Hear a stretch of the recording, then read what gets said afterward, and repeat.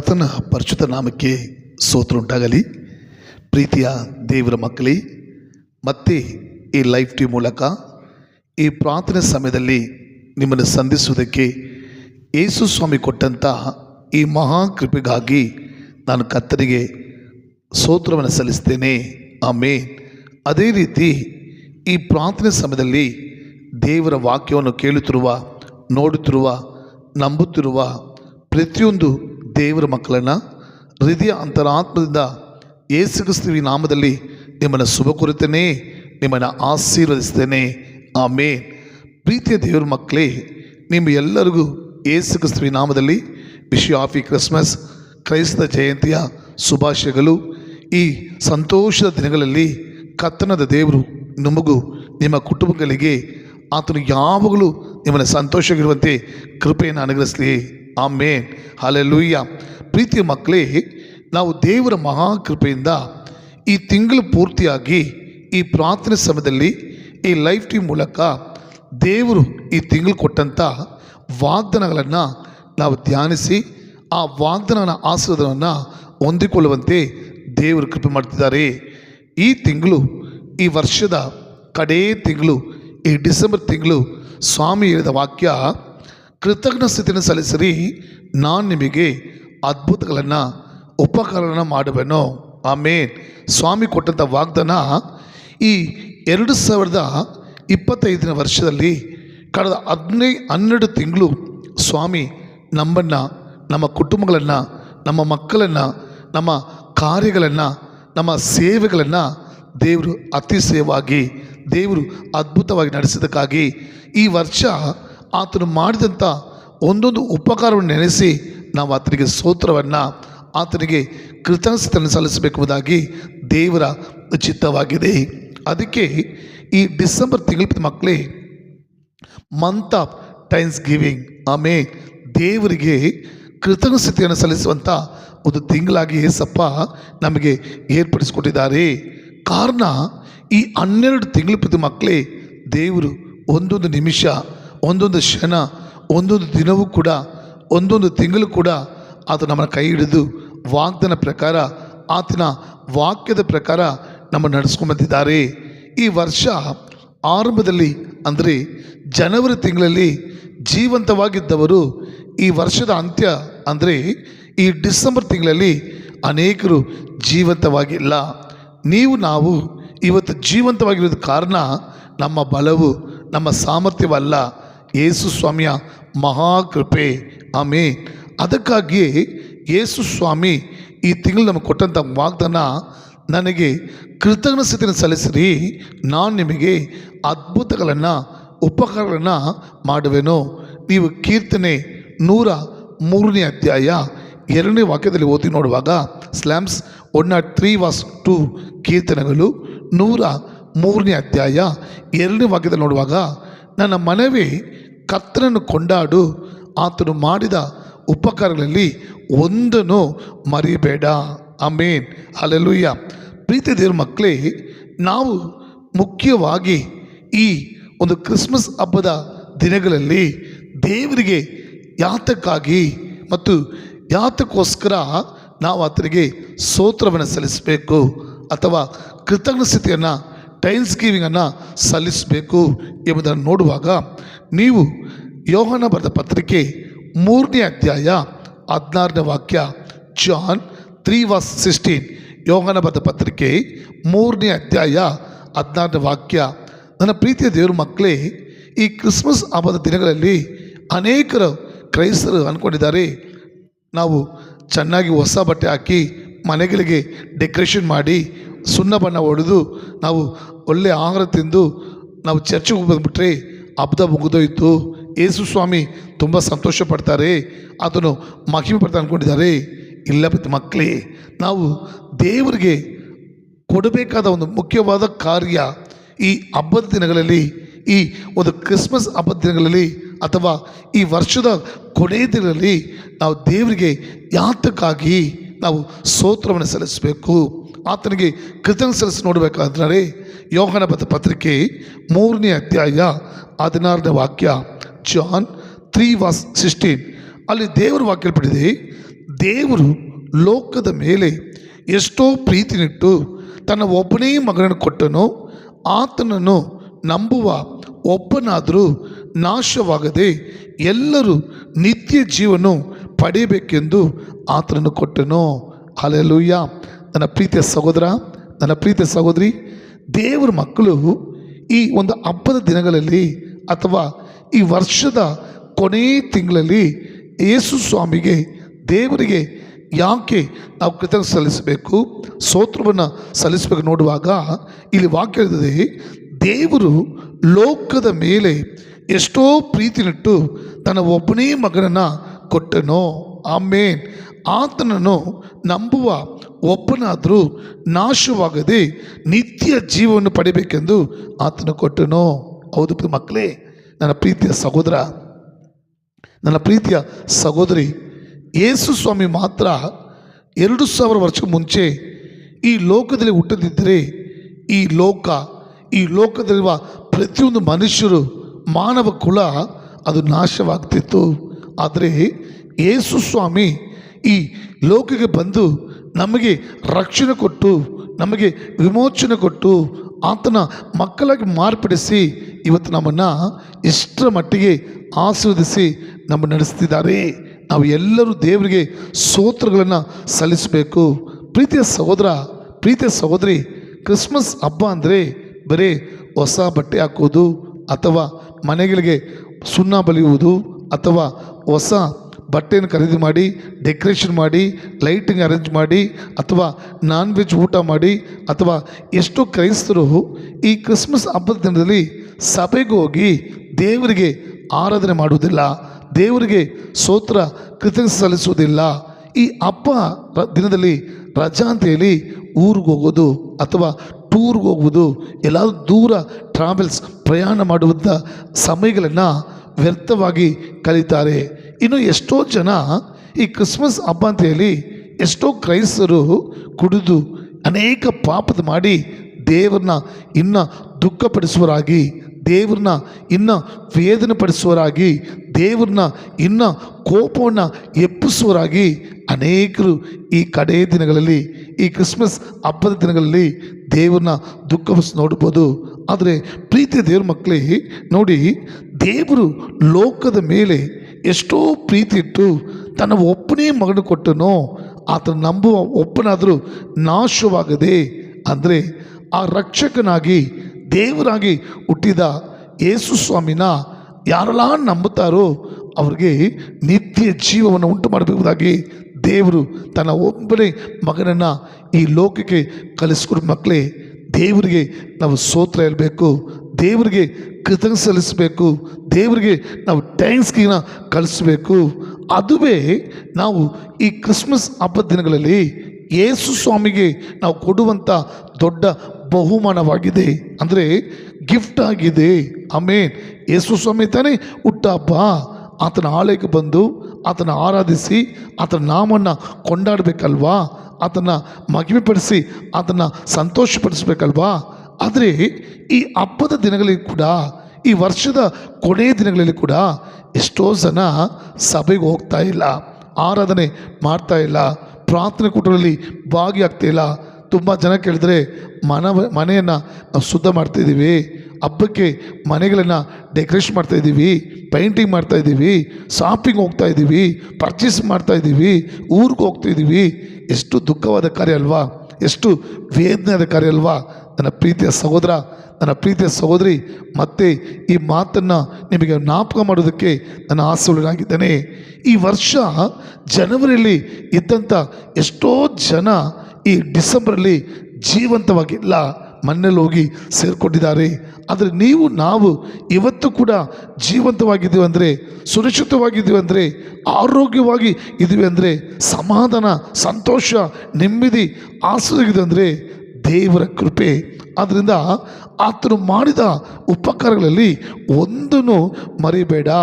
ಆದ್ದರಿಂದ ಈ ಹಬ್ಬದ ದಿನಗಳಲ್ಲಿ, ಈ ವರ್ಷದ ಕೊನೆಯ ತಿಂಗಳಲ್ಲಿ ಖಂಡಿತವಾಗಿ ದೇವ್ರ ಮಕ್ಕಳು ಸಭೆಗಳಲ್ಲಿ ಹೋಗಿ ದೇವ್ರನ್ನ ಆರಾಧನೆ ಮಾಡಿ ದೇವರಿಗೆ ಕೃತಜ್ಞತೆ ಸಲ್ಲಿಸಿ ದೇವರಿಗೆ ನಾವು ಸ್ತೋತ್ರವನ್ನು ಸಲ್ಲಿಸುವಾಗ ನಾವು ದೇವ್ರ ಮಕ್ಕಳು ಆತನ ಕೊಡುವ ದೊಡ್ಡ ಒಂದು ಬಹುಮಾನವಾಗಿದೆ.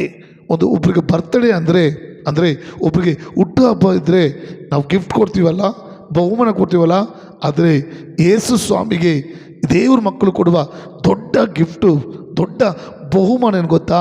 ಆತನ ಸಮೂಹದಲ್ಲಿ ಹೋಗಿ ಆತನಿಗೆ ಸ್ತೋತ್ರ ಮಾಡೋದು, ಆತನ ಆರಾಧಿಸುವುದು, ಆತನು ಮಾಡಿದ ಉಪಕರಣ ನೆನೆಸಿ ಆತನಿಗೆ ಕೃತಜ್ಞತೆ ಸಲ್ಲಿಸಬೇಕು. ಯಾಕೆ, ಏನಕ್ಕೋಸ್ಕರ? ಸತ್ಯದಲ್ಲಿ ನೋಡುವಾಗ ಲೂಕನು ಬರೆದ ಪತ್ರಿಕೆ 2ನೇ ಅಧ್ಯಾಯ 10 ಮತ್ತು 11ನೇ ವಾಕ್ಯ. Luke chapter 2 verse 10 and 11. ಲೂಕನ ಬರೆದ ಪತ್ರಿಕೆ 2ನೇ ಅಧ್ಯಾಯ 10 ಮತ್ತು 11ನೇ ವಾಕ್ಯ ಓದಿರುವಾಗ, ಆ ದೂತನು ಅವರಿಗೆ, ಹೆದರಬೇಡಿರಿ, ಕೇಳಿರಿ, ಜನರಿಗೆಲ್ಲ ಮಹಾ ಸಂತೋಷ ಉಂಟು ಮಾಡುವ ಶುಭ ಸಮಾಚಾರವನ್ನು ನಿಮಗೆ ತಿಳಿಸುತ್ತೇನೆ. ಅದೇನೆಂದರೆ, ಈ ಹೊತ್ತು ನಿಮಗೋಸ್ಕರ, ಆಮೆನ್. ನನ್ನ ಪ್ರೀತಿಯ ಸಹೋದರ, ನನ್ನ ಪ್ರೀತಿಯ ಸಹೋದರಿ, ಈ ವಾಕ್ಯ ಗಮನಿಸಿ. ನಿಮಗೋಸ್ಕರ ದಾವೀದನ ಊರಲ್ಲಿ ಒಬ್ಬ ರಕ್ಷಕನು ಹುಟ್ಟಿದ್ದಾನೆ, ಆತನು ಕರ್ತನಾಗಿರುವ ಕ್ರಿಸ್ತನೇ. ಆಮೆನ್. ನನ್ನ ಪ್ರೀತಿಯ ಸಹೋದರ, ನನ್ನ ಪ್ರೀತಿಯ ಸಹೋದರಿ, ಚೆನ್ನಾಗಿ ಗಮನಿಸ್ತಾ ಇದ್ದೀರಾ? ಇದು ಎಲ್ಲರಿಗೂ, ಈ ಪ್ರಪಂಚದಲ್ಲಿರುವಂಥ ಎಲ್ಲ ಮನುಷ್ಯರಿಗೆ, ಮಾನವ ಕುಲದವರಿಗೆ, ಈ ಪ್ರಪಂಚದ ಪ್ರತಿಯೊಂದು ಮನುಷ್ಯರಿಗೆ ಅಧಿಕ ಮಹಾ ಸಂತೋಷವನ್ನು ಉಂಟು ಮಾಡುವ ಒಂದು ಶುಭ ಸಮಾಚಾರ, ಒಂದು ಗುಡ್ ನ್ಯೂಸ್ ಏನೆಂದರೆ, ನಿಮಗೋಸ್ಕರ ದಾವೀದ ಊರಿನಲ್ಲಿ ಒಬ್ಬ ರಕ್ಷಕನು ಹುಟ್ಟಿದ್ದಾನೆ, ಆತನು ಕ್ರಿಸ್ತನಾದ ಕರ್ತನೇ. ಆಮೇನ್, ಹಲ್ಲೆಲೂಯಾ. ಆದ್ದರಿಂದ ಪ್ರೀತಿಯ ಸಹೋದರ, ಪ್ರೀತಿಯ ಸಹೋದರಿ, ಈ ಒಂದು ಕ್ರಿಸ್ಮಸ್ ಹಬ್ಬವನ್ನು ಬರೀ ನಾವು, ನಮ್ಮ ಮನೆ, ನಮ್ಮ ಕುಟುಂಬ, ನಮ್ಮ ಮಕ್ಕಳು ಮಾತ್ರ ಆಚರಿಸುವುದಲ್ಲ, ನಮ್ಮ ಮಕ್ಕಳು ನಾವು ಮಾತ್ರ ಕೊಂಡಾಡುವುದಲ್ಲ.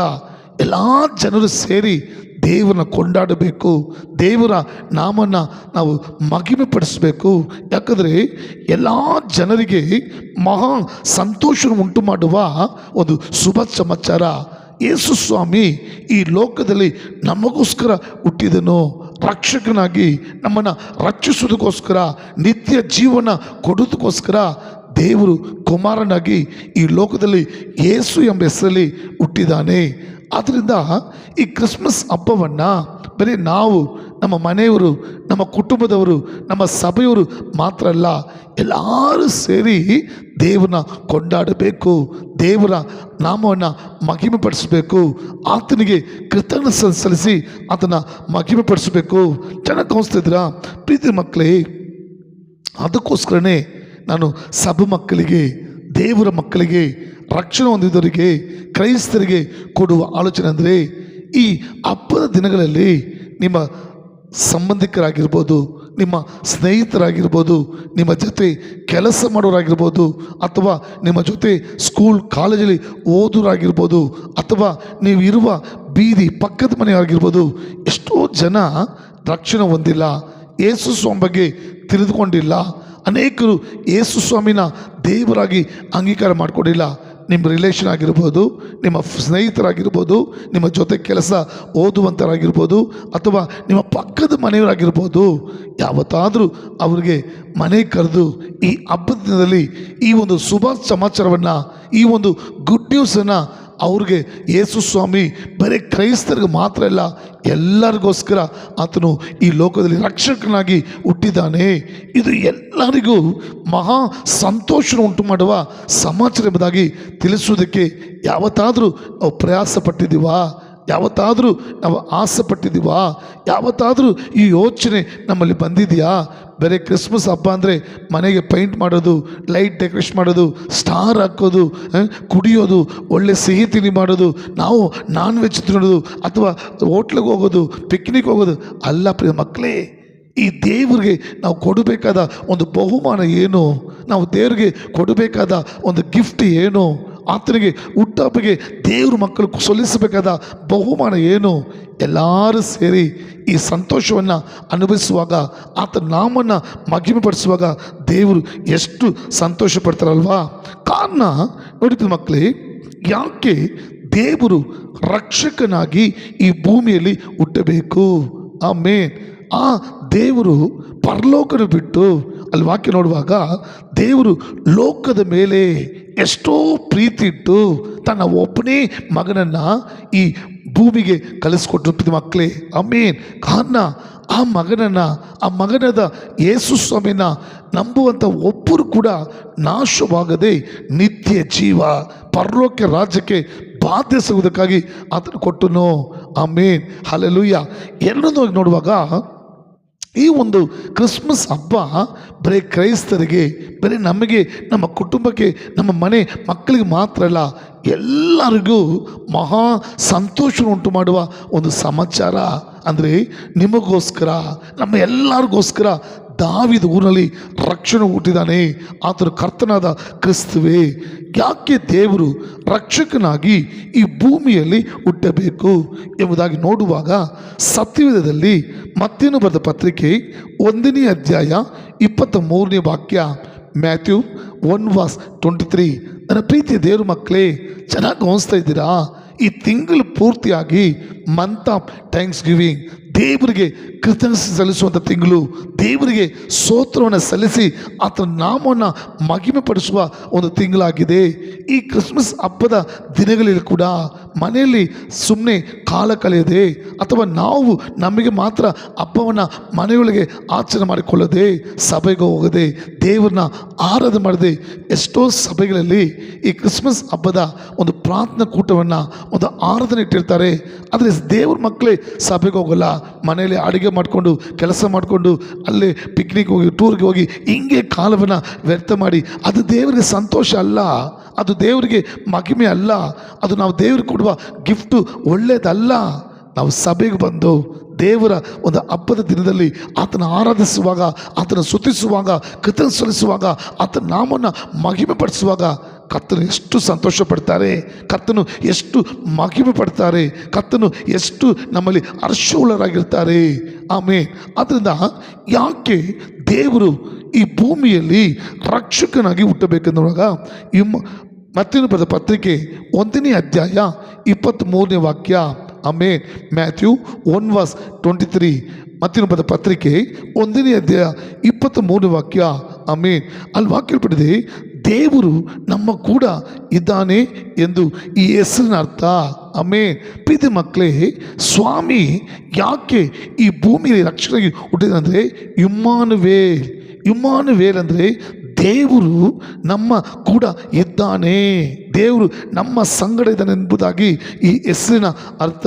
ನನ್ನ ಪ್ರೀತಿ ಮಕ್ಕಳೇ, ಈ ಹಬ್ಬದ ದಿನದಲ್ಲಿ ನಾವು ದೇವರಿಗೆ ಸ್ತೋತ್ರ ಸಲ್ಲಿಸುವಾಗ, ಆರಾಧಿಸುವಾಗ, ಸ್ತುತಿಸುವಾಗ, ಕೃತಜ್ಞಿಸುವಾಗ ನಾವು ದೇವರಿಗೆ ಆತನ ಹುಟ್ಟ ಹಬ್ಬಕ್ಕೆ ಕೊಡುವಂಥ ಒಂದು ಬಹುಮಾನ ಗಿಫ್ಟ್ ಆಗಿದೆ. ಅದೇ ರೀತಿ ನೋಡಿ, ದೇವರು ಈ ಕ್ರಿಸ್ಮಸ್ ಹಬ್ಬದ ದಿನ ಆಚರಿಸ್ತಲ್ಲ, ದೇವರು ನಮಗೆ ಕೊಡುವ ಆಶೀರ್ವಾದ, ದೇವರು ನಮಗೆ ಕೊಡುವ ಗಿಫ್ಟು ಬಹುಮಾನ ಏನಂದರೆ ದೇವರು ನಮ್ಮ ಸಂಗಡ ಇದ್ದಾನೆ. ಇಮ್ಮಾನುವೇಲ್ ಅಂದರೆ ದೇವರು ನಮ್ಮ ಸಂಗಡ ಇದ್ದಾನೆ.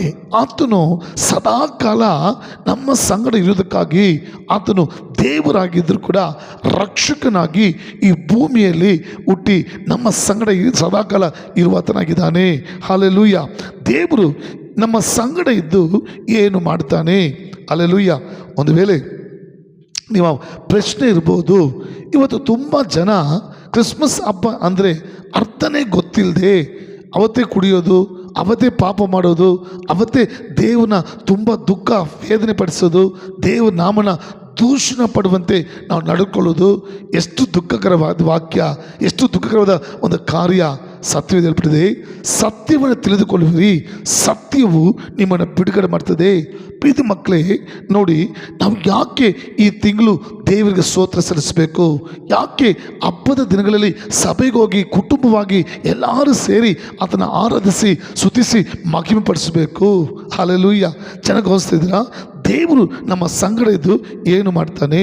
ನೀವು ಏಸಯ್ಯ ಬರೆದ ಪ್ರವಾದನ ಪುಸ್ತಕ 9ನೇ ಅಧ್ಯಾಯ 6ನೇ ವಾಕ್ಯ, ಏಸಯ್ಯ 9:6. ಏಸಯ್ಯ ಬರೆದ ಪ್ರವಾದನೆ ಪುಸ್ತಕ 9ನೇ ಅಧ್ಯಾಯ 6ನೇ ವಾಕ್ಯವಾಗ ಅಲ್ಲಿ ಯೇಸು ಸ್ವಾಮಿ ಹುಟ್ಟೋದು ಮುಂಚೆ ಏಸಿಯ ಪ್ರವಾದಿ ಮೂಲಕ ಯೇಸು ಸ್ವಾಮಿ ಒಂದು ಹುಟ್ಟುವಿಕೆ ಬಗ್ಗೆ ಹೇಳ್ಪಟ್ಟಿದೆ.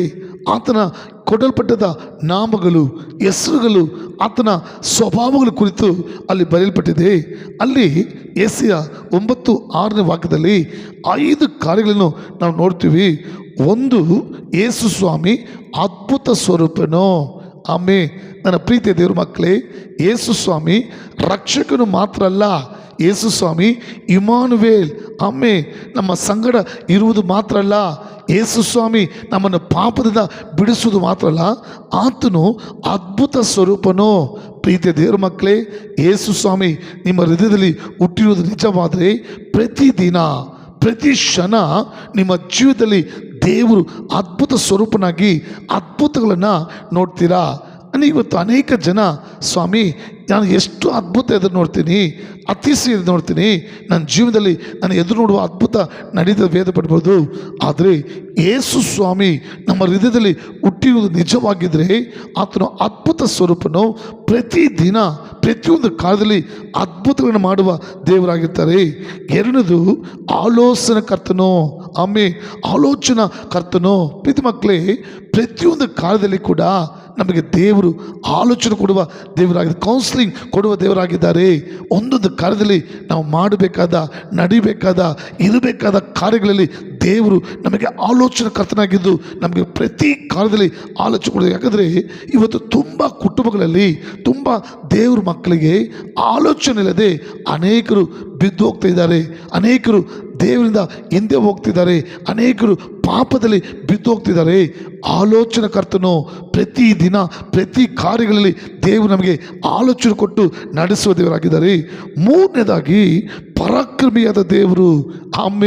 ನಮ್ಮ ದೇವರು ಪರಾಕ್ರಮಿಯಾದ ದೇವರು.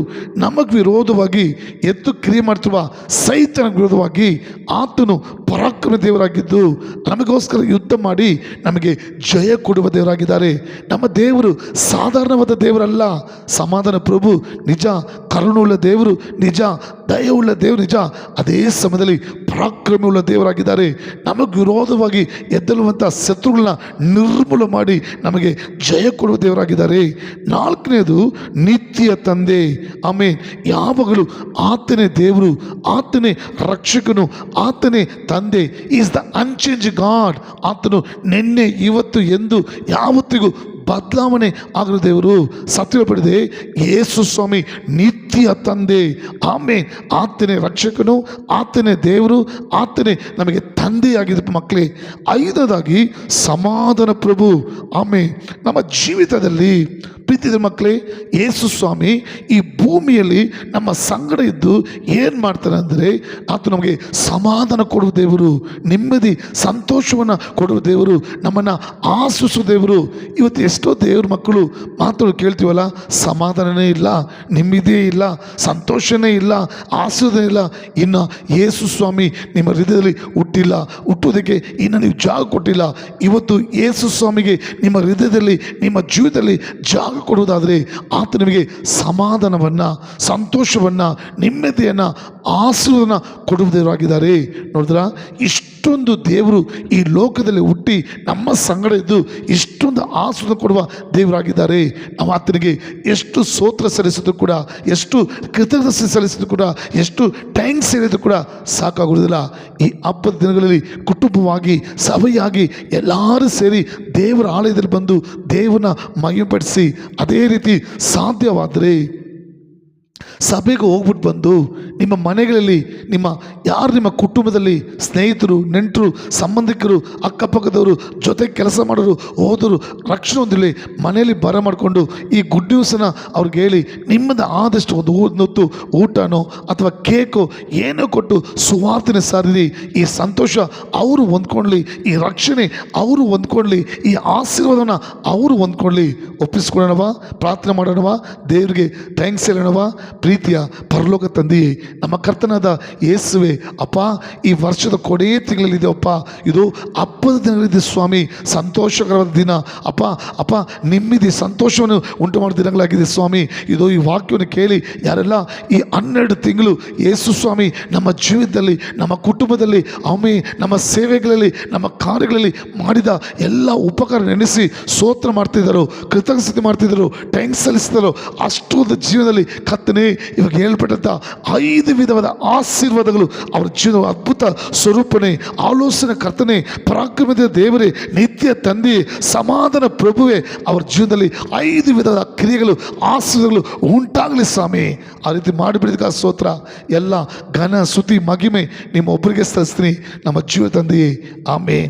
ಪ್ರೀತಿದ್ರ ಮಕ್ಕಳೇ, ದೇವರ ವಾಕ್ಯವನ್ನು ಕೇಳಿದಿರಾ? ಹಬ್ಬ ಅಂದರೆ ಏನು? ಯೇಸು ಸ್ವಾಮಿ ಯಾಕೆ ರಕ್ಷಕನಾಗಿ ಈ ಭೂಮಿಯಲ್ಲಿ ಹುಟ್ಟಿದನು? ಆತನು ನಮ್ಮ ಸಂಗಡ ಇಮಾನುವಲಾಗಿದ್ದು ಏನು ಮಾಡ್ತಾನೆ ಕೇಳಿದ್ದೀವಿ.